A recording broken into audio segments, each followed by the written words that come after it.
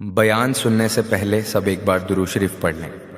اعوذ باللہ من الشیطان الرجیم، بسم اللہ الرحمن الرحیم، اللہم صلی علی محمد وعلی آل محمد کما صلیت علی ابراہیم وعلی آل ابراہیم انک حمید مجید، اللہم بارک علی محمد وعلی آل محمد کما بارکت علی ابراہیم وعلی آل ابراہیم انک حمید مجید۔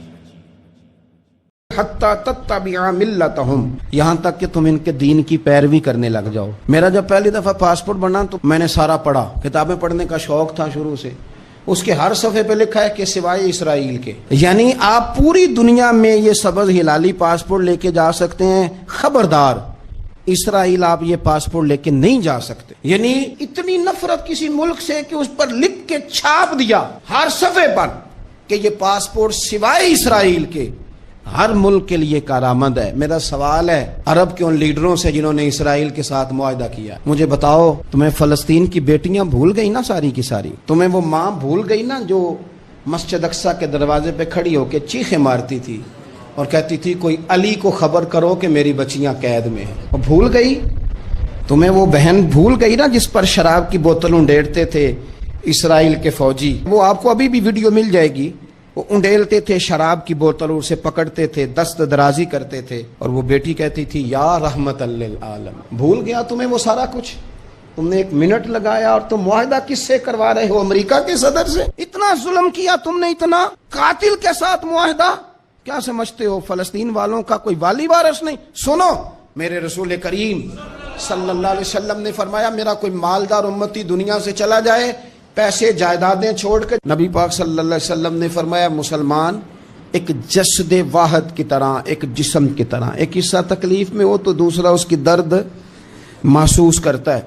انسان کے وجود کے اندر سب سے قیمتی اس کا دماغ ہوتا ہے، اسی سے سوچتا ہے، اسی سے وہ عمل کرتا ہے، اسی سے منصوبہ بندی کرتا ہے، اسی سے وہ مومن ہوتا ہے، اسی سے معاذ اللہ کافر ہوتا ہے۔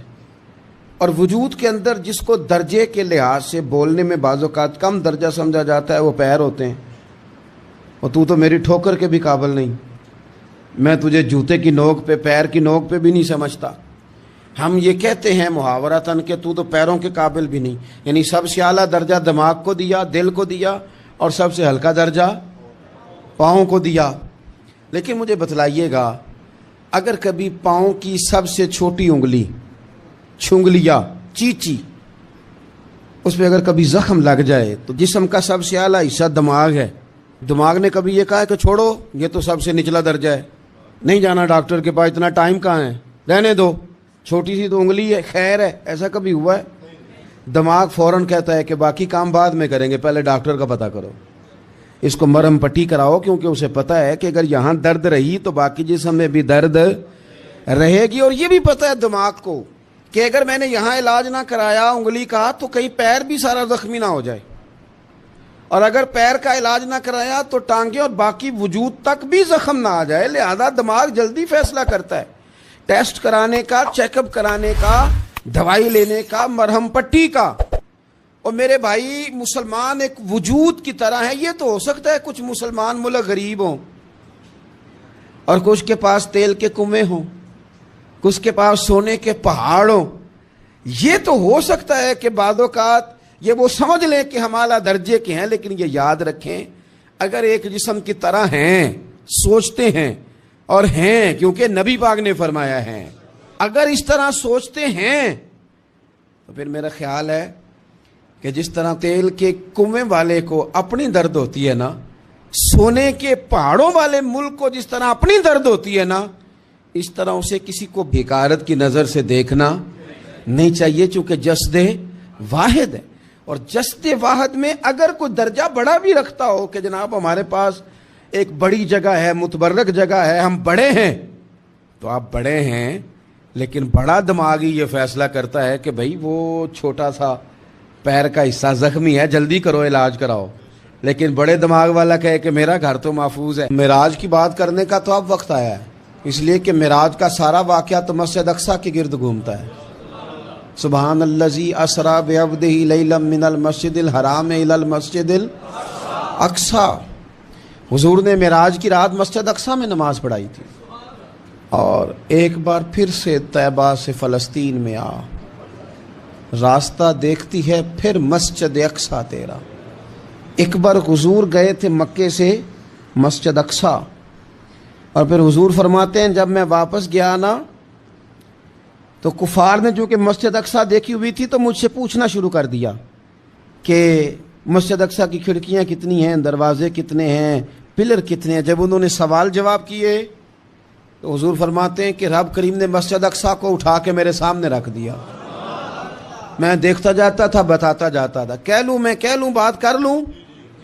ایک دفعہ حضور مکے سے مسجد اقصی آئے اور ایک دفعہ مسجد اقصی میرے نبی کی زیارت کے لیے مکے گئی. حضور کی زیارت کے لیے مکہ شریف گئی. او میرے نبی تو صرف کسی چیز کی طرف ایک دفعہ دیکھ لیں تو وہ رحمت کے پھول کھلتے ہیں. مسجد اقصی کی طرف منہ کر کے 17 مہینے میرے نبی نے نماز پڑھی ہے. مسلمانوں پتہ ہی کوئی نہیں، ہماری خبریں ہی اور ہیں، ہمارا درد ہی اور ہے. ہمیں پتہ ہی نہیں بم کہاں برس رہے ہیں، ہمیں یہ خبر ہی نہیں. اور میں اس دور میں تقریریں کر رہا ہوں جہاں سوتوں کو جگانا نہیں پڑتا، جاگتوں کو جگانا پڑتا ہے. سیانے لوگوں کو سمجھانا ہمارے ذمہ لگ گیا. کیا کریں؟ اس قوم کو سکھانا پڑتا ہے جسے پتہ سارا ہے لیکن جان بوجھ کے آنکھیں ہماری بند ہیں. یہ مولوی کو بات کرتا تو لوگ کہتے دیکھو مولوی گالی دیتا ہے، لیکن اگر قائد اعظم محمد علی جناح کہے کہ اسرائیل امریکہ کی ناجائز اولاد ہے تو پھر تو تمہیں ہضم کر لینا چاہیے نا. پھر تو لبرل کو بھی ہضم ہونا چاہیے نا کہ قائد اعظم نے کہا ہے اور اس ناجائز بچے کو تم نے اتنی طاقتیں دے دی کہ وہ مسلمانوں کے قبلہ اول میں نماز پڑھنے والوں کو بھی نہ بخشے. کہاں گئی تمہاری وہ انسانی حقوق کی بڑی بڑی تنظیمیں، کدھر گئی؟ اور میرا پاکستانی میڈیا سے بھی سوال ہے. چند دن پہلے سیالکوٹ میں ایک واقعہ ہوا، ناانصافی ہو گئی جی، ناانصافی ہو گئی جی ایک بی بی کے ساتھ.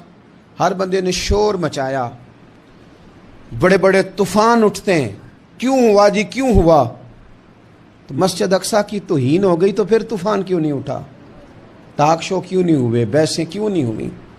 میں اس موم بتی مافیا کا کیا کروں؟ ان لبرل لوگوں کا کیا کروں؟ ان کے سپورٹروں ووٹروں کا کیا کروں؟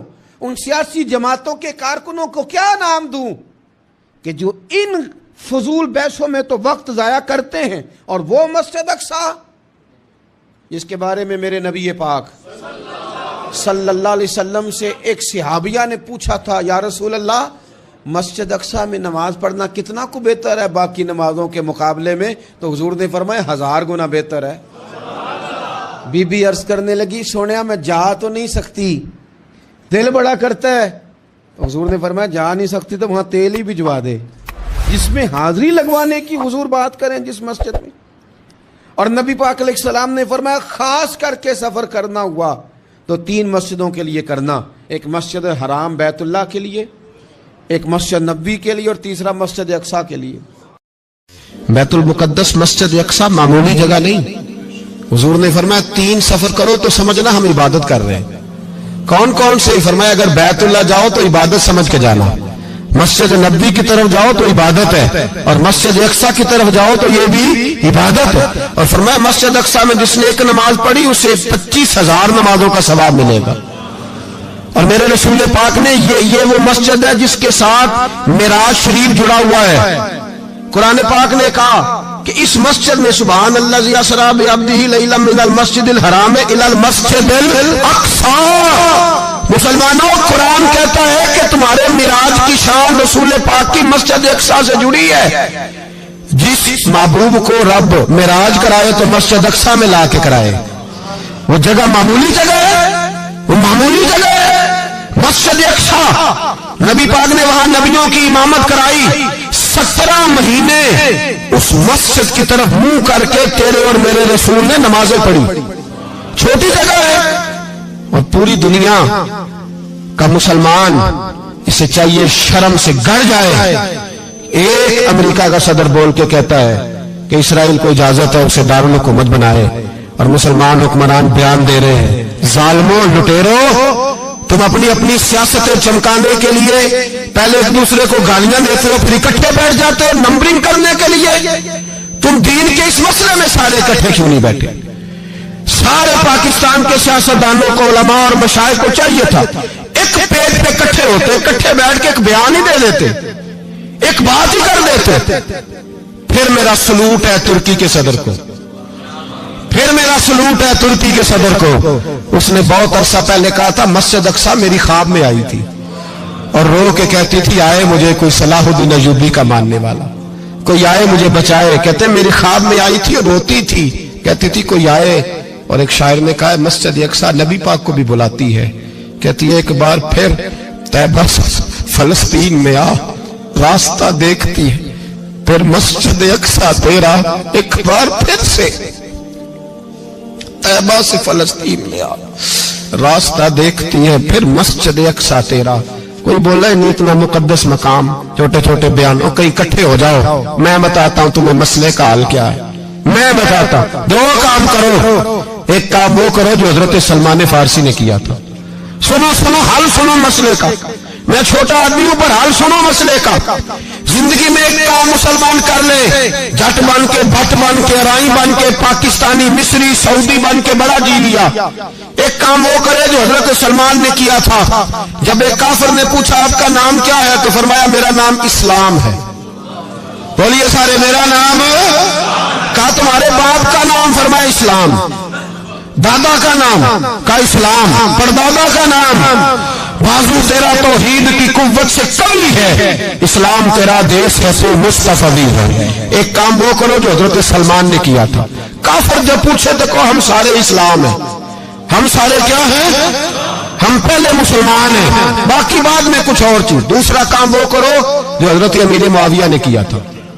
सुन लो ये हाल है इस मसले का। सुनो हजरत मौला अली शेर खुदा रज़ियल्लाहु ताला अन्हु और जनाबे अमीर मुआविया की जंग हो रही थी, लड़ाइयां हो रही थी, इख्तलाफात थे, फौजें बैठी थी। हजरत मौला अली और जनाबे अमीर मुआविया की जंग हो रही थी।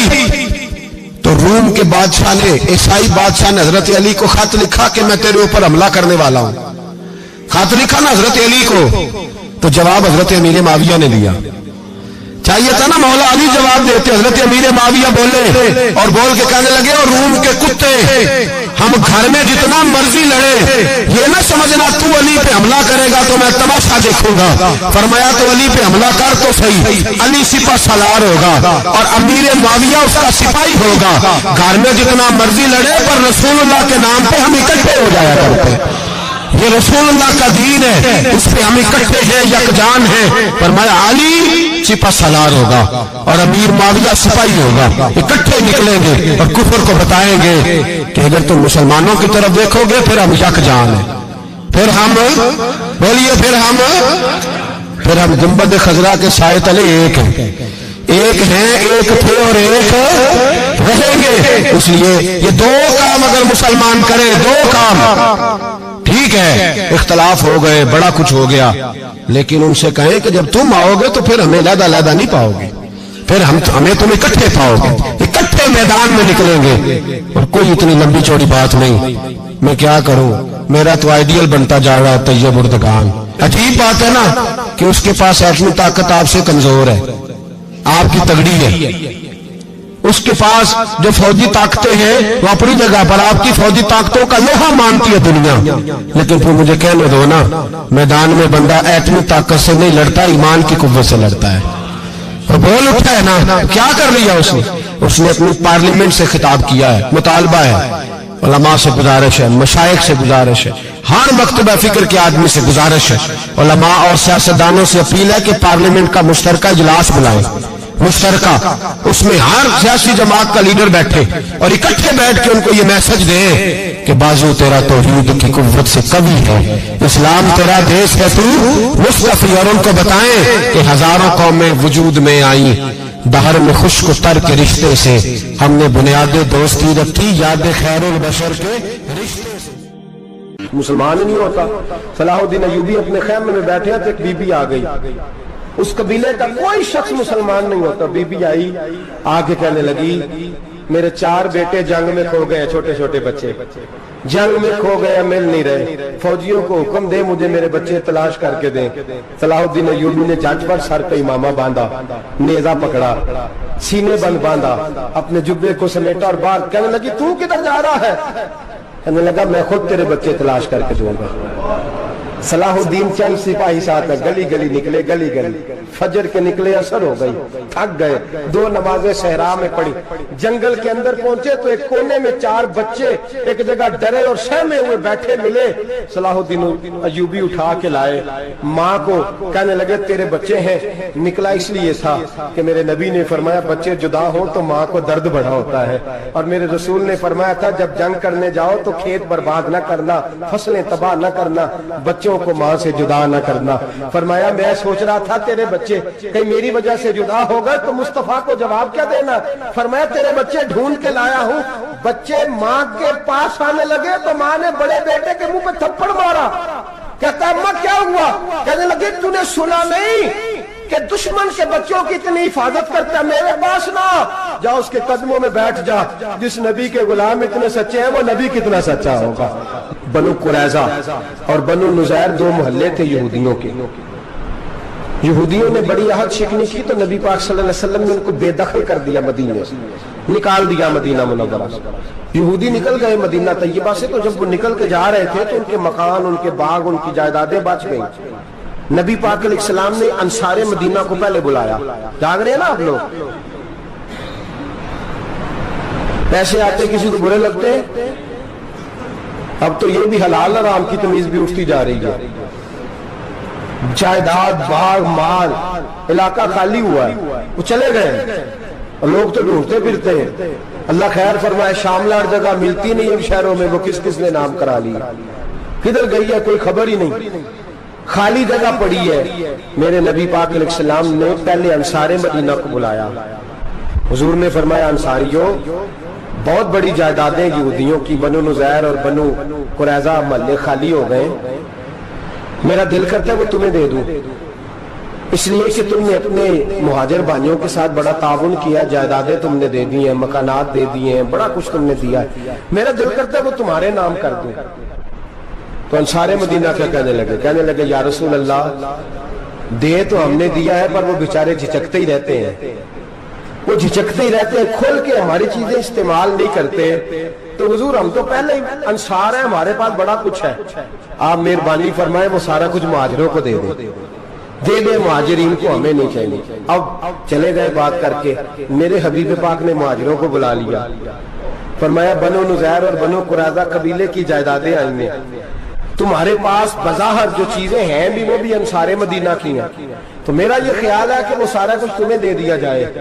ابو بکر صدیق رضی اللہ تعالیٰ عنہ کہنے لگے یا رسول اللہ صلی اللہ علیہ وسلم ہمارے انصار بھائیوں نے ہمارے لیے دل تک کھول دیے ہیں، حضور انہوں نے ہر چیز بانٹ کے ہمارے سامنے رکھ دی ہے، ہم اتنے خرد غرض ہیں کہ سارا کچھ لپیٹ جائیں۔ کہ حضور ہمارے پاس جو مکان ہے وہ ہے، ہم کاروبار کر رہے ہیں، تجارتیں کر رہے ہیں، مزدوریاں کر رہے ہیں، ہم انشاءاللہ اور بنا دیں گے، آپ یہ ہماری طرف سے ہمارے انصار بھائیوں کو گفٹ کر دیں، آپ انہیں دے دیں۔ میرے حبیب کی آنکھوں میں آنسو آ گئے، میرے نبی پاک علیہ السلام رو پڑے، یا رسول اللہ آپ کیوں روتے ہیں؟ فرمایا تمہارا یہ بھائی چارہ قائم رہا تو اللہ اسلام کو بڑی قوتیں عطا فرمائے گا، اللہ طاقتیں دے گا اسلام کو، اگر تمہارا یہ رنگ قائم رہا، یہ انداز، میرے غلاموں تمہارے یہ طور طریقے، ایک بھائی کہتا ہے دوسرے کو، دوسرا کہتا ہے تیسرے کو۔ مسلمانوں کی نا ایک تعداد لڑتے لڑتے لڑتے لڑتے دور چلے گئی، تاتاریوں نے قید کر لیا، 4 مسلمان تھے، تبلیغ کرنے گئے، جنگ کرنے گئے، جہاد کرتے کرتے کافروں سے لڑتے لڑتے تاتاری قوم میں چلے گئے، وہاں قید کر لیے گئے تو سزائے موت کا حکم ہوا، 4 بزرگ تھے، سزائے موت کا حکم ہوا تو تاتاری بادشاہ جو تھا وہ بڑا خلاف تھا، بڑا سخت مخالف تھا مسلمانوں کے، اس نے کہا کہ ان کو جب پھانسی دینا نا مسلمانوں کو تو میرے سامنے دینا۔ اب 4 عالم ہیں، 4 صوفی ہیں، سفید داڑیاں، سر پہ امامے، پھانسی کا وقت آیا تو جو پھانسی گھاٹ ہے وہ ایک ہے، چاروں کو کٹھے پھانسی نہیں ہو سکتی، ایک کو کہا کہ ایک ایک کر کے ان کو پھانسی دو۔ جب پھانسی کا وقت آیا نا تو جو سب سے پیچھے صوفی تھے وہ دوڑ کے آگے آئے، کہنے لگے بادشاہ پہلی باری میری لگا۔ پہلی. اب بادشاہ نے کہا ٹھیک ہے اسے لٹکا دو. وہ قریب آئے تو دوسرے دوڑ آئے, کہنے لگے نہیں نہیں پہلی باری میں نے زیادہ کافر قتل کیے, میرا بڑا جرم ہے, مجھے پہلے سزا دو. ان کو پھانسی دینے لگے تو تیسرے آ گئے, کہنے لگے نہیں یہ تو میرا قتل کرتا تھا, رستے میں بتایا کرتا تھا, ڈھونڈ کے میں بتلاتا تھا کہ یہاں زیادہ تعداد ہے, مجھے پہلے پھانسی دو. تیسرے کے ساتھ بات ہو رہی تھی تو چوتھا دوڑا آیا, کہنے لگا یہ رستے بتاتا تھا, یہ تبلیغ کرتا تھا, یہ سارا کچھ کرتا تھا, لیکن کہا یہ کہتے کہ چلو واپس چلتے ہیں, میں جانے نہیں دیتا تھا. میں کہتا تھا اور کافر مارنے اور علاقے فتح کرنے, میرا جرم بڑا ہے, مجھے پہلے پھانسی دو. بادشاہ کہنے لگا مجھے 35 سال ہو گئے حکومت کرتے, بڑی دنیا کو پھانسی دی ہے, لوگ تو ایک دوسرے کو دھکے دیتے ہیں کہ پہلے تو جا پہلے تو جا, اور تم کیسی قوم ہو کہ ایک دوسرے پہ قربان ہو رہے ہو. کہنے لگا تم ایک باپ کی اولاد ہو. جاگ رہے آپ لوگ, تاتاری بادشاہ کافر بادشاہ اسلام کی مخالفت کرتے ہیں, ایک باپ کی اولاد ہو کا نہیں, ایک قبیلے کے رہنے والے ہو کا نہیں, ایک ملک کے رہنے والے ہو نہیں. اس نے کہا رشتہ کیا ہے تمہارا, رشتہ کیا ہے؟ تو بول کے کہنے لگے خدا ایک ہے نبی ایک ہے, خدا ایک ہے اور نبی منفرد ایک ہے, اس قوم کی نقصان بھی ایک ہی سب کا نبی, اللہ بھی قرآن بھی ایک. کیا ہی اچھا تھا ہوتے اگر مسلمان بھی ایک, یوں تو سید بھی ہو مرزا بھی ہو افغان بھی ہو, تم سبھی کچھ ہو بتاؤ کہ مسلمان بھی ہو. فرمایا ہمارا اللہ ایک ہے نبی ایک ہے, تو کہا پھر ایک دوسرے پہ جان کیوں دیتے ہو؟ فرمایا ہمارے نبی نے ہمیں بھائی بھائی بنا دیا ہے, بھائی کا دل نہیں کرتا اس کی آنکھوں کے سامنے بھائی چلا جائے, ہمارا دل نہیں کرتا پہلے مجھے دے پہلے مجھے دے. بادشاہ کہنے لگا تمہارا جذبہ مجھے متاثر کر گیا, جاؤ میں تم چاروں کو آزاد کرتا ہوں, تمہیں آزاد کرتا ہوں. میرے دوستو یہ رنگ تھا, دیکھیں نا, یہ اس دھرتی نے نظام دیکھا ہے نا, اس فلک نے پہلی بار دیکھا, اس زمین نے پہلی بار, اور میرے حضرت صاحب فرمایا کرتے تھے زمین تڑپ کے روئی, اس نے پہلی دفعہ دیکھا.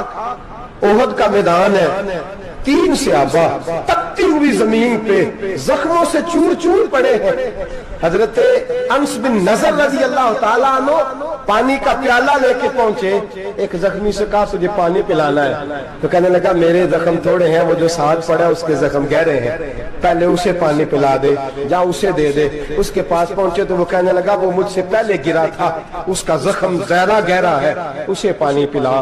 تیسرے کے پاس گئے تو کہنے لگا چوتھا تڑپ زیادہ رہا ہے, اس کی عمر زیادہ ہے, میں تو جوان ہوں برداشت کر لوں, بڑھاپے کی وجہ سے نڈال ہو گیا, پہلے اسے پانی پلا. چوتھا کہنے لگا 5ویں کے پاس جا, 5واں کہنے لگا 6ٹھے کے پاس جا. حضرت انس بن نضر کہتے میں رو پڑا, میں نے کہا محمد کے غلاموں, رسول نے تمہیں کیسا جذبہ دے دیا ہے, زبانیں پیاس سے باہر ہے لیکن تمہاری اخوت مرتے دم تک قائم ہے. کہتے میں 7ویں کے پاس گیا تو کہنے لگا اگر 6 قربانی دے سکتے ہیں تو مجھے خود غرض نہ سمجھ, میں نے نہیں پانی پینا, جا پہلے کے پاس لے جا. کہتے میں پہلے کے پاس آیا تو روح پرواز کر گئی, دوسرے کے پاس آیا تو روح پرواز کر گئی, میں 7ویں تک آیا تو انتقال کر گئے. کہتے ہیں پانی کا پیالہ میں نے اٹھایا اور میں نے زمین پہ رکھا تو میں نے کہا پانی گوا رہنا, محمد کے غلام مر تو جاتے ہیں پر ایک دوسرے کا خیال بڑا رکھا کرتے ہیں, گوا رہنا یہ مر جایا کرتے لیکن ایک دوسرے کا درد. میرے دوستو لٹا ہوا برما, روتے ہوئے مسلمان, سسکیاں اور آہیں لیتی ہوئی مائیں پوچھتی ہیں اے خاصا اے خاصان رسول, وقت دعا ہے, امت پہ تیری آ کے عجب وقت پڑا ہے. وہ دین جو بڑی شان سے نکلا تھا وطن سے, پردیس میں وہ دین آج غریب الغربا ہے. فریاد ہے اے کشتی امت کے نگہباں, بیڑا یہ تباہی کے قریب آن لگا ہے. اور کیا خوبصورت جملے کہے تھے کہ نبی پاک صلی اللہ علیہ وسلم نے, حضور نے فرمایا تھا میرا مومن ایک جان کی طرح ہوتا ہے, ایک جان کی طرح ہوتا ہے. ایک کو تکلیف ہو جسم کے ایک حصے کو, سارا حصہ پریشان ہوتا ہے. فرمایا یہ ایک مکان کی طرح ہے, ایک اینٹ دوسری اینٹ کو مضبوط کرتی ہے. فرمایا یہ مضبوط لوگ ہیں, یہ مضبوط لوگ. حضرت عمر فاروق کا زمانہ ہے, ایک آدمی نے سیری بھیج دی ایک گھر میں بطور تحفہ, قحط کا زمانہ تھا, گوشت ملتا نہیں تھا, جانور. ایک آدمی نے سیری بھیج دی ایک آدمی کے گھر میں. اس نے کیا کیا, اس نے اپنی بیوی سے کہا ہماری تو خیر ہے, ساتھ والا پڑوسی زیادہ غریب ہے، ادھر نہ بھیج دے، یہاں گندم امیر شہر کی ہوتی رہی خراب اور بچی کسی فقیر کی فاقوں سے مر گئی، کہا ساتھ والے پڑوسی کے گھر سے میں کئی دنوں سے بھوک کی آوازیں، وہاں بھیج دے۔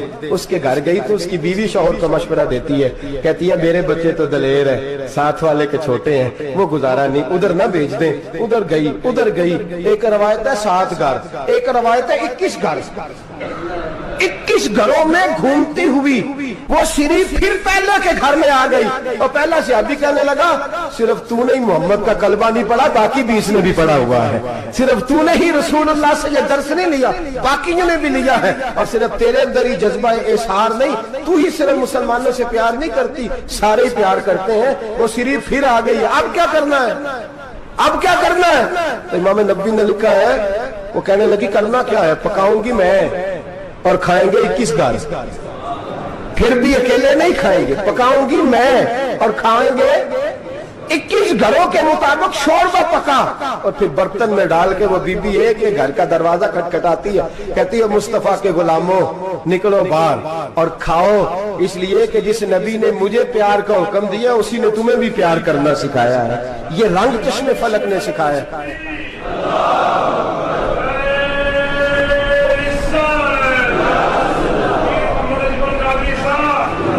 آپ کی بڑی مہربانی، زندہ باد وہی ہے جس کو اللہ رسول زندہ باد فرمائے، بڑی مہربانی، اللہ جزا دے۔ عرض یہ کرنے جا رہا تھا کہ رسول کریم صلی اللہ علیہ وسلم نے پیغام دیا امت کو، فرمایا دیکھیں نا کتنے بڑے لفظ ہیں، یہ نہیں فرمایا دوزخ میں جائے گا، یہ نہیں فرمایا کہ اسے جہنم کی سزا ملے گی، میرے نبی نے فرمایا میں اسے مومن مانتا ہی نہیں، میں اسے مسلمان اپنا مانتا ہی نہیں۔ حضور کسے؟ فرمایا جو پیٹ بھر کے کھاتا ہے اور اس کا ہمسایہ بھوکا سو جاتا ہے، میں مومن ہی نہیں مانتا۔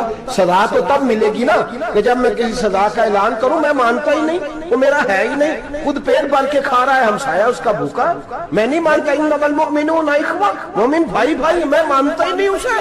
اور میرے حبیب پاک اتنے بڑے لفظ حدیث میں اور کہیں نہیں ملیں گے، آپ کو اتنے بڑے جملے کہیں نہیں ملیں گے۔ میرے نبی پاک نے فرمایا اللہ کہے گا قیامت کے دن، کون؟ اتنے بڑے لفظ حدیثوں میں ملتے نہیں جتنے یہ ہیں۔ حضور نے فرمایا رب فرمائے گا بندے سے کہ میں تیرے پڑوس میں بھوکا تھا، تو نے مجھے روٹی کیوں نہیں کھلائی؟ کون کہہ رہا ہے؟ اللہ کہہ، میں بھوکا تھا تو نے روٹی نہیں دی، میں ننگا تھا تو نے کپڑا نہیں دیا، میں پیاسا تھا تو نے پانی نہیں پلایا، میں بیمار تھا تو تیمارداری۔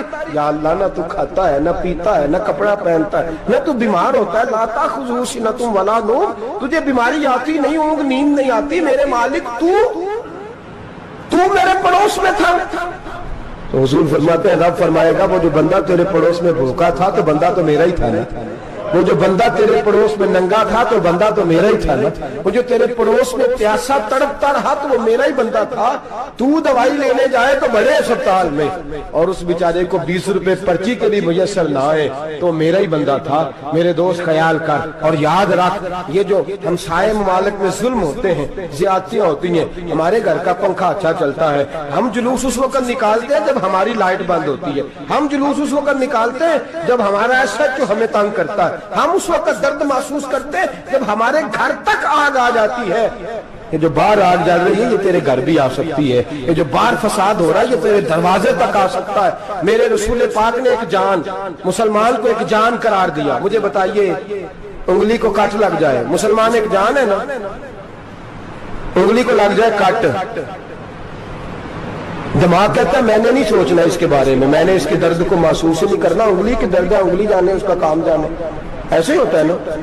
بولے پیروں سے کہتے ہیں، انگلی کہتی ہے چل ڈاکٹر کے پاس، پیر کہتے ہیں نہیں میں نے نہیں جانا، انگلی کا کام ہے انگلی جائے، ایسے ہی ہے نا۔ دل سے کہتے ہیں تو تڑپ تھوڑا سا، انگلی کو درد ہے، کہتے میں کیوں تڑپوں، انگلی کا ماما، انگلی جانے اس کا کام جانے۔ ٹیلی فون کرنا ہے ڈاکٹر صاحب کا پتہ کرنا ہے تو کان کہتے ہیں میں نے نہیں بات سننی ڈاکٹر صاحب کی، زبان کہتی ہے میں نے نہیں بولنا، انگلی جانے، ایسا ہوتا ہے۔ پیر احتجاج کرتے کہ میں نے ڈاکٹر کے پاس، میں کیوں چکر کھاتا پھروں ڈاکٹر کی دکان کی، انگلی کو درد ہے انگلی جانے، ایسا ہوتا ہے بھئی۔ میرے رسول پاک نے فرمایا مسلمان ایک جان ہے، تو درد برما کے مسلمانوں کو ہو رہا ہے تو پاکستانی کہہ رہے ہیں کوئی بات نہیں، وہ جانے ان کا کام جانے، ایک جان ہے نا، درد ہونا چاہیے، تکلیف ہونا چاہیے، پھٹے پہ باتیں ہوتی ہیں اس موضوع پہ۔ اسمبلی پہ گفتگو ہوئی ہے اس موضوع پہ؟ آپ کی صوبائی اسمبلی میں اس موضوع پہ بولی ہے؟ آپ کے کونسل اس موضوع پہ بولے؟ ہم تو اپنی اپنی سیاستیں، اپنے اپنے تماشے، اپنے اپنے چکروں میں لگے ہوئے. وہ دریا کے اندر سسکتے مسلمان، بنگالی کہتے ہیں ہمارے نہیں، برمی کہتے ہیں ہمارے نہیں، پاکستانی کہتے ہیں ہمارے نہیں، ترکی کہتے ہیں وہ کس کے ہیں؟ وہ کس کے ہیں؟ وہ اللہ کے بندے ہیں، محمد عربی کے غلام ہیں صلی اللہ علیہ وسلم. لیکن میرے دوستو، کیا ہمیں کیا غرض ہے؟ وہ جانے، ان کا کام جانے. یہ جب تیرے پیروں تک آگ آئے گی پھر تجھے پتہ چلے گا یہ بڑی سخت آگ ہے. آج جس کافر نے برما پر عرصہ دراز تنگ کیا ہے، مسلمان تھوڑے تھوڑے مفاد لینے کی خاطر نا، بنو عباس اور بنو امیہ کی جنگ چل رہی تھی. بنو عباس جو تھے وہ غالب آ گئے، بنو امیہ جو تھے ان کی حکومت ختم ہو گئی. تو عیسائیوں نے بنو امیہ سے کہا کہ ہم تمہارے ساتھ تعاون کرتے ہیں، ہم تمہارے ساتھ تعاون کرتے ہیں اور بنو عباس پہ غلبہ پا کے تمہیں حکومت دلاتے ہیں. بنو امیہ بڑی جدوجہد کر رہے تھے بادشاہی کے لیے، لیکن انہوں نے کہا کہ ہم لڑ رہے ہیں، کوشش کر رہے ہیں، لیکن ہمیں کسی کافر کی مدد کی ضرورت نہیں. ہم جتنا مرضی لڑیں لیکن کافروں کے ہاتھوں بنو عباس کو مروانے کو ہم تیار نہیں ہیں.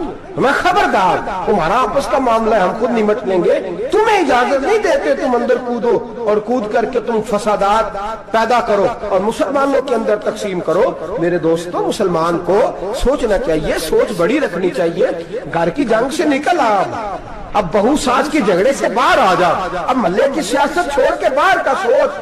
اب اسلام کو تیری حاجت ہے. اب پوری دنیا جب مسلمان کو دیکھے نا، فیس بک یوز ہوتی ہے، اس پہ نوجوان جب اسلام کی بات کرنے لگے گا، اس پر جب بڑا اسلام کی بات کرنے لگے گا، پوری دنیا میں پیغام جائے گا کہ مسلمان اب جاگنے لگا ہے، مسلم خوابیدہ بیدار ہونے لگا ہے، اب اس کی آنکھیں کھلنے لگی ہیں، اب یہ اپنے مذہب کی بات کرتا ہے، اب یہ اپنے ملک سے، صوبے سے، برادری سے نکل کر بولتا ہے. اب یہ کہتا ہے کہ بازو تیرا توحید کی قوت سے قوی ہے، اسلام تیرا دیش ہے، تو مصطفی ہے. اب یہ بڑی سوچ رکھتا ہے، اب یہ عالمی بات کرتا ہے. میرے دوستو، ہمارا تو حال یہ ہے، امام اعظم ابو حنیفہ کا فتویٰ ہے، آپ فرماتے ہیں جو مولوی عالمی حالات سے باخبر نہ ہو وہ جمعے کی تقریر نہ کرے، وہ مسلمانوں کی رہنمائی نہیں کر سکتا. عالمی حالات سے جو خبردار نہ ہو، تو جس کو چھٹی ہو جائے تو نے ختم نہیں پڑھا، دوڑ جا مسجد سے، تو ختم نہیں پڑھتا ہمارے، تجھے پتہ ہی نہیں دکان رہتا ہے، بھاگ جا. وہ عالمی حالات پہ بات کرے گا کیونکہ بیچارے کو تو پتا میری سویرے چھٹی ہو جانی. سیاست کا لفظ چھیڑا نہیں تو میں گیا نہیں. یاد رکھے، وہ جو بیداری ہے، وہ جو اعلیٰ ظرفی ہے، وہ جو بڑی سوچ ہے، وہ جو ملت کی سوچ ہے، وہ جو قومیت کی سوچ ہے، وہ جو آگے بڑھنے کا زاویہ ہے، وہ تو اندر اقبال کہتا ہے گلا تو گھونٹ دیا اہل مدرسہ نے تیرا، گلا تو گھونٹ دیا اہل مدرسہ نے تیرا. تجھے تو مدرسے والوں نے پلیٹ پکڑا دیا کہ جا سویرے لنگر کٹھا کر کے لا اور دوپہر کو روٹیاں مانگ کے لا اور دیکھ آج مرا کون ہے، ختم کس کا پڑھنا ہے. تو گلا تو گھونٹ دیا اہل مدرسہ نے تیرا، اب کہاں سے آئے گی صدا لا الہ الا اللہ. تو گھونٹ دیا تیرا گلا، تو کیسے بڑی بات کرے گا؟ بڑی بات کے لیے بڑی سوچ چاہیے، بڑی تبودو چاہیے، بڑی کوشش چاہیے، بڑا حوصلہ چاہیے. مسلمان چھوٹی چھوٹی لڑائی میں، چھوٹی چھوٹی جنگ میں، ایک دکاندار دوسرے دکاندار سے لڑ رہا ہے، گلی والا دوسری گلی والی سے لڑ رہا ہے، محلے والا محلوں پہ اعتراض. ایک شہر میں رہنے والے میں نے دوسرے محلے پہ اعتراض کرتے دیکھے.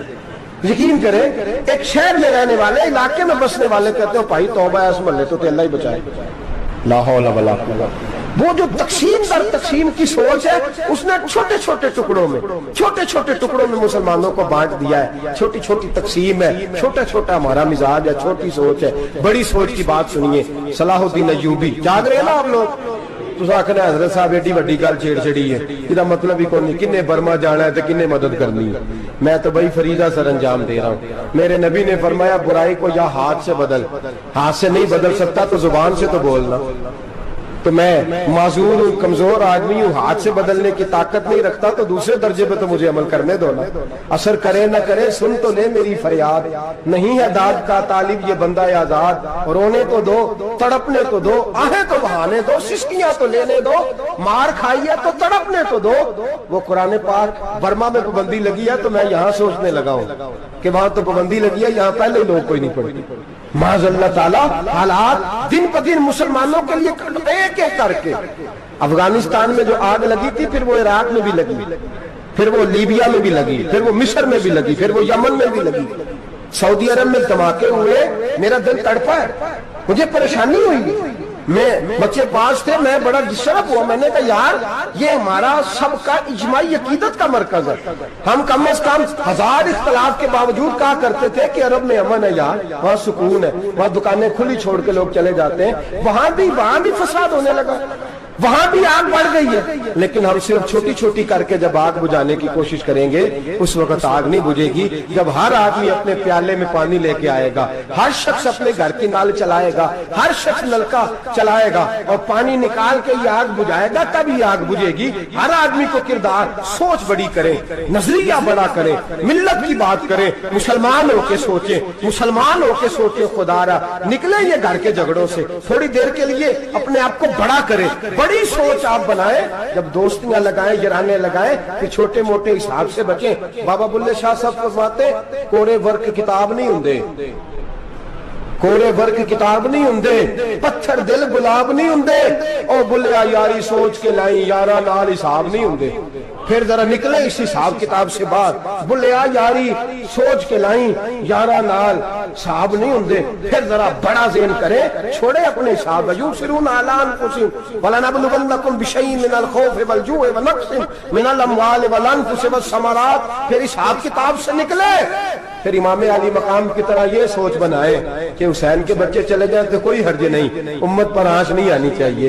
एक इमाम अली मकाम, कल तक इमाम मैदान में खड़े थे तो अकेले थे, लेकिन आज पूरी दुनिया कहती है हुसैन हमारा है, हुसैन हमारा।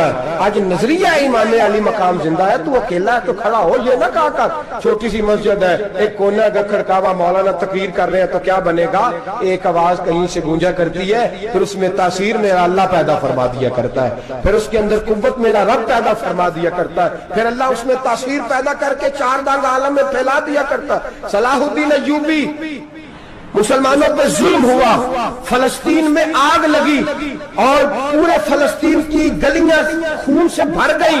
एक दिन के अंदर 70,000 मुसलमान कत्ल हुआ। घोड़ों से सड़कों पे चला नहीं जाता था, घोड़े फिसलते थे, इतना खून था, और कच्ची सड़कें थी, इतना खून था। पहले कच्ची जमीन ने खून पिया, फिर खून उससे बाहर आया, फिर भी इतना सख्त 70,000 आदमी कत्ल हुआ। सलाहुद्दीन अय्यूबी कौन थे? मेरे गौसे आजम जिलानी के मदरसे के तालिब इल्म थे। जामिया निजामिया मदरसा, ये मदरसे हैं जिन्होंने दीन के मुजाहिद पैदा किए, मदारस है जिन्होंने दीन के मुजाहिद पैदा करके पूरी दुनिया के अंदर फैलाए हैं। मदारस के अंदर दहशत गर्दी आई, मैं इख्तलाफ नहीं करता, लेकिन अभी भी मदरसे हैं जिन मदरसों से रसूलुल्लाह के दीन का सच्चा दर्स दिया जाता है, अमन प्यार और मोहब्बत की फिजा को आम किया जाता है वो मदारस, और इंशाअल्लाह क़यामत की सुबह तक वो मदरसे कायम रहेंगे। सलाहुद्दीन अय्यूबी मदरसे के तालिब इल्म है, मदरसे का, लेकिन मदरसा उसका था जो साथ दरवेश भी था, जो साथ अल्लाह रसूल के अहकामात मोहब्बत के साथ फैलाने वाले गौसे आजम जिलानी का मदरसा था। उस मदरसे का पढ़ने वाला तालिब इल्म, देखे ना, इल्म दीन शहीद कौन था? नाते पढ़ने वाला था ना, खत्म दिलाने वाला था। अहमद चीमा शहीद कौन था? नाते पढ़ने वाला था ना। ये नाते वो चीज होती है जो दिलों के अंदर असर पैदा कर देती है, जो नबी पाक की मोहब्बत को परवान चढ़ाती है, और यही चिराग जलेगा तो रोशनी होगी। सलाहुद्दीन अय्यूबी अकेला अपने दोस्तों से कहने लगा मुसलमानों की मदद, चंद सालों में निकलो मदद करें। उन्होंने कहा तेरे निकलने से क्या होगा? कहने लगा मैंने नहीं निकलना, मेरे अल्लाह ने मेरी मदद करनी है, मेरे अल्लाह ने मेरी उठ बांध कमर, क्या डरता है फिर देख खुदा क्या करता है। और मैं मुझे निकलने दे, अल्लाह मेरी मदद करेगा। थोड़ा थोड़ा करके फौज जमा की, कोशिश की। चंद सालों के बाद उसी जगह जहां मुसलमानों का खून बहा था, अल्लाह ने इस्लाम का झंडा फिर से बुलंद कर दिया। सलाहुद्दीन अय्यूबी फातेह बन के मस्जिद अक्सा के दरवाजे पे खड़ा है। चंद साल गुजरे, ईसाइयों को अपना वो जुल्म अभी याद है, और ईसाई सारे लीडर कहते हैं तैयारी कर लो, अब हमारे बच्चे काटे जाएंगे, औरतें बेवा होंगी, गर्दनें कटेंगी, अब देखना जितना खून हमने बहाया था मुसलमान उससे दुगना बहाएंगे। सलाहुद्दीन अय्यूबी घोड़े पे खड़े हैं और पूछते हैं, ओ ईसाइयों बताओ तुम्हारे साथ क्या करूं? गर्दनें झुक गईं, जवाब कोई भी नहीं। कहा तुमने 70,000 मुसलमान एक दिन में मारा था, बोलो तुम्हारे साथ क्या करूं? तुमने एक दिन में मुसलमान यूं काटे जैसे गाजर मूली काटी जाती है, बोलो क्या करूं? عیسائی کہنے لگے ہمیں اپنے ظلم یاد ہے، تشدد یاد ہے، بربریت یاد ہے، تو بہتر جانتا ہے تو نے کیا کرنا ہے۔ صلاح الدین ایوبی گھوڑے پہ فاتح کھڑا ہے، آنکھوں میں آنسو آئے، تڑپ کے رویا، کہنے لگا میں تمہارے ساتھ وہی سلوک کروں گا جو میرے مصطفیٰ نے قریش مکہ کے ساتھ فرمایا تھا، لا تثریب علیکم، جاؤ تم پر کوئی زیادتی، جاؤ تم آزاد ہو۔ اس نے کہا تو کر کیا رہا ہے؟ کہنے لگا میں کیا کروں، میں اس محمد کا ماننے والا ہوں جس نے معاف کرنا سکھایا ہے صلی اللہ علیہ وسلم، میرے پیروں میں زنجیر ہے رسول اللہ کی غلامی کی، جاؤ تم آزاد ہو۔ اس نے کہا تم آزاد ہو، لوگوں نے کلمہ پڑھنا شروع کر دیا، اشہد ان لا الہ الا اللہ واشہد ان محمدن عبدہ۔ سارے قبیلے کے کچھ نہ کچھ لوگ مسلمان، ایک قبیلہ رہ گیا مسلمان نہیں ہوتا۔ صلاح الدین ایوبی اپنے خیمے میں بیٹھے ہیں تو ایک بی بی آ گئی، اس قبیلے کا کوئی شخص مسلمان نہیں ہوتا۔ بی بی آئی، آگے کہنے لگی میرے 4 بیٹے جنگ میں کھو گئے، چھوٹے چھوٹے بچے جنگ میں کھو گئے، مل نہیں رہے، فوجیوں کو حکم دے مجھے میرے بچے تلاش کر کے دیں۔ صلاح الدین ایوبی نے جٹ پر سر پہ امامہ باندھا، نیزہ پکڑا، سینے بند باندھا، اپنے جبے کو سمیٹا اور باہر کہنے لگی تو کدھر جا رہا ہے؟ کہنے لگا میں خود تیرے بچے تلاش کر کے دوں گا۔ صلاح الدین چند سپاہی ساتھ گلی گلی نکلے، گلی گلی فجر کے نکلے، اثر ہو گئی، تھک گئے، 2 نمازیں صحرا میں پڑھی، جنگل کے اندر پہنچے تو ایک کونے میں 4 بچے ایک جگہ ڈرے اور سہمے ہوئے بیٹھے ملے۔ صلاح الدین ایوبی اٹھا کے لائے، ماں کو کہنے لگے تیرے بچے ہیں، نکلا اس لیے تھا کہ میرے نبی نے فرمایا بچے جدا ہو تو ماں کو درد بڑا ہوتا ہے، اور میرے رسول نے فرمایا تھا جب جنگ کرنے جاؤ تو کھیت برباد نہ کرنا، فصلیں تباہ نہ کرنا، بچوں کو ماں سے جدا نہ کرنا۔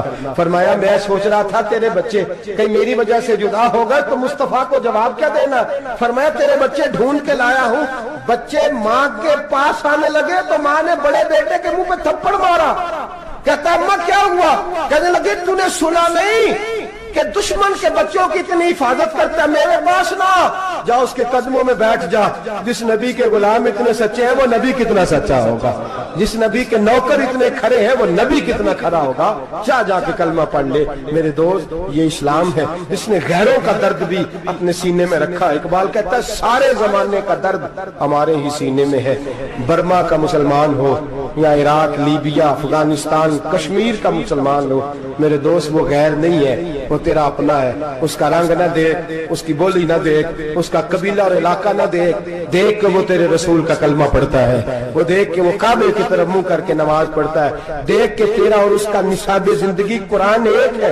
میرے دوست کچھ نہیں کر سکتا تو دعا تو کر دیا کر، کچھ نہیں کر سکتا تو التجا تو کر دیا کر، اللہ کے حضور یہ تو کہا کر کہ اللہ مسلمان جہاں بھی ہیں تو ان کی مدد فرما، اللہ مسلمان جہاں بھی ہیں تو ان کی غیبی امداد فرما۔